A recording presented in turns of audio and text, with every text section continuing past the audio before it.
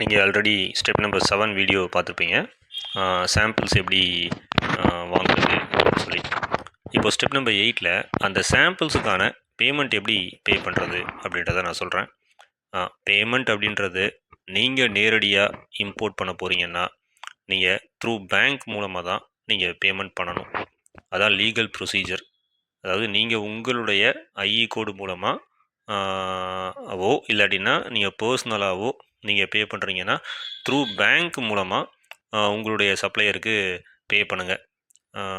இது நீங்கள் ஒரு ஏஜெண்ட் யூஸ் பண்ணுறீங்க, அதாவது இந்தியாவில் இருக்கிற ஒரு ஏஜெண்ட்டு உங்களுக்காக என்ன பண்ணுறாங்கன்னா உங்களுடைய குட்ஸை நீங்கள் சொன்ன சப்ளையர்கிட்ட இருந்து இம்போர்ட் பண்ணி உங்ககிட்ட டெலிவரி கொடுத்துருவாங்க.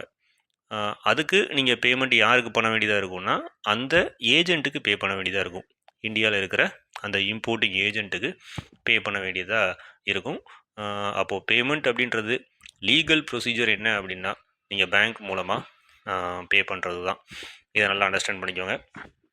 சரி, அப்போது நீங்கள் சாம்பிள்ஸ் வாங்கி பார்த்துட்டீங்க.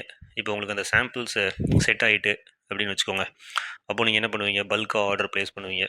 அப்போ அந்த சப்ளையர்கிட்ட நீங்கள் பல்காக ஆர்டர் ப்ளேஸ் பண்ணுறதுக்கு பேமெண்ட் பண்ணுறதுக்கு சேம் ப்ரொசீஜர் தான். த்ரூ பேங்க் மூலமாக பே பண்ணிடுங்க.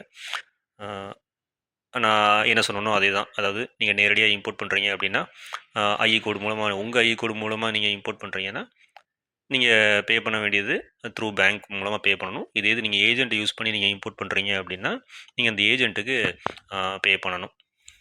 பட் ரொம்ப முக்கியமான ஒரு விஷயம் என்ன அப்படின்னா நீங்கள் இந்த பல்க் ஆர்டர்லாம் ப்ளேஸ் பண்ணும்போது நீங்கள் ரொம்ப கவனமாக இருக்கணும். ஏன் அப்படின்னா சைனா மாதிரி கண்ட்ரி இதெல்லாம் எடுத்துக்கிட்டிங்க அப்படின்னா பேமெண்ட் வாங்கிட்டு நிறைய பேர் என்ன பண்ணுவாங்க அப்படின்னா குட்ஸை மாற்றி அனுப்பிடுவாங்க, இல்லாட்டினா குட்ஸ் அனுப்பாமலே விட்டுருவாங்க. இந்த மாதிரி நிறைய சீட்டிங் நடக்குது.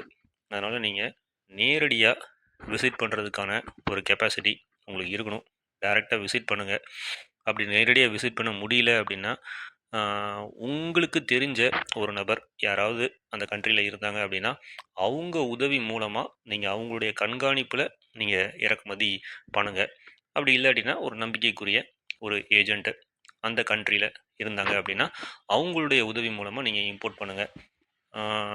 நீங்கள் இதெல்லாம் இல்லாமல் சும்மா ஏனதானோன்னு சொல்லிட்டு பேமெண்ட்டை ஆன்லைன்லேயே நீங்கள் பண்ணிவிட்டு நீங்கள் வெயிட் பண்ணிங்கன்னா ஏமாந்து போகிறதுக்கான வாய்ப்புகள் நிறையா இருக்குது. அதனால் எச்சரிக்கையும் கவனமும் இந்த இம்போர்ட் பிஸ்னஸில் ரொம்ப ரொம்ப தேவை.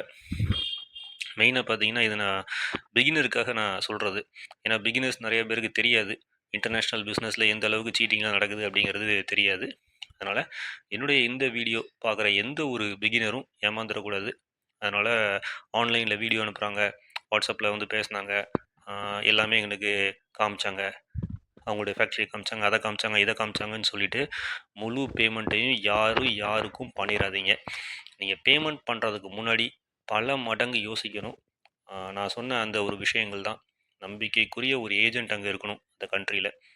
அப்படி இல்லாட்டினா உங்களுடைய யாராவது ஒரு உறவினரோ நண்பரோ யாராவது அங்கே இருந்து உங்களுக்கு உதவி செய்யணும். அப்படி இல்லாட்டினா நீங்களே நேரடியாக போய் குட்ஸை எடுத்துகிட்டு வரணும். இப்படி இருந்தால் மட்டும் நீங்கள் இறக்குமதி தொழிலில் இறங்குங்க. சும்மா ஆன்லைனில் வாட்ஸ்அப்பில் நல்லா பேசினார், அதுக்கப்புறம் எல்லா இன்ஃபர்மேஷனும் காமிச்சார், நான் எல்லாத்தையும் செக் பண்ணேன் அப்படின்னு சொல்லிவிட்டு ஆன்லைனில் பணத்தை அனுப்பி ஏமாந்துடாதீங்க. ரொம்ப கவனமாக நீங்கள் இருக்கணும். ஸோ இப்படி தான் என்ன பண்ணணும் அப்படின்னா இம்போர்ட் பண்ணணும். நான் ஸ்டெப் 1ல் இருந்து ஸ்டெப் 8 வரைக்கும் உங்களுக்கு கிளியராக சொல்லிட்டேன்.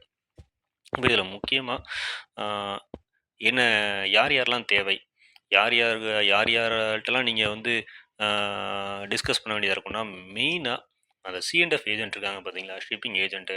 அவங்க ரொம்ப ரொம்ப இம்பார்ட்டண்ட் உங்களுக்கு. பிகாஸ் அந்த கஸ்டம்ஸ் கிளியரன்ஸ் ப்ராசஸ் இதெல்லாமே அவங்க தான் பண்ண போகிறாங்க. அதனால் நீங்கள் அவங்கக்கிட்ட நல்ல தரவாக விசாரிச்சுக்கோங்க. அந்த குட்ஸு இம்போர்ட் பண்ணலாமா முடியாதா, அதுக்கான ரெகுலேஷன்ஸ் என்ன, அதுக்கப்புறம் அதுக்கான கஸ்டம்ஸ் டியூட்டி என்ன, அதுக்கப்புறம் அதுக்கான அந்த டேக்ஸ் என்ன, அண்ட் தென் இதை இம்போர்ட் பண்ணால் இங்கே கிளியர் ஆகிடுமா ஆகாதா, இந்த இன்ஃபர்மேஷன்லாம் நீங்கள் யார்கிட்ட கலெக்ட் பண்ணிக்கணும்னா உங்களுடைய அந்த கிளியரிங் அண்ட் ஃபார்வர்டிங் ஏஜென்ட்டை தான் நீங்கள் கலெக்ட் பண்ணிக்கணும். இவங்க ரொம்ப ரொம்ப இம்பார்ட்டண்ட்டு இந்த இறக்குமதி தொழிலுக்கு. நான் சொன்ன இந்த 8 ஸ்டெப்ஸையும் நீங்கள் கரெக்டாக ஃபாலோ பண்ணிங்கன்னா நீங்கள் உங்களுடைய குட்ஸை நீங்கள் ஃபாரின்லேருந்து ஈஸியாக இம்போர்ட் பண்ண முடியும். நான் இப்போது 9th ஸ்டெப்பில் நான் என்ன சொல்கிறேன்னா எங்களுடைய சர்வீசஸ்லாம் என்ன? இம்போர்ட்டுக்கு அதாவது சைனாலேருந்து இம்போர்ட் பண்ணுறதுக்கு நாங்கள் என்னெல்லாம் பண்ணுறோம் அப்படின்றத நான் ஸ்டெப் நம்பர் 9ல் நான் உங்களுக்கு நான் சொல்கிறேன்.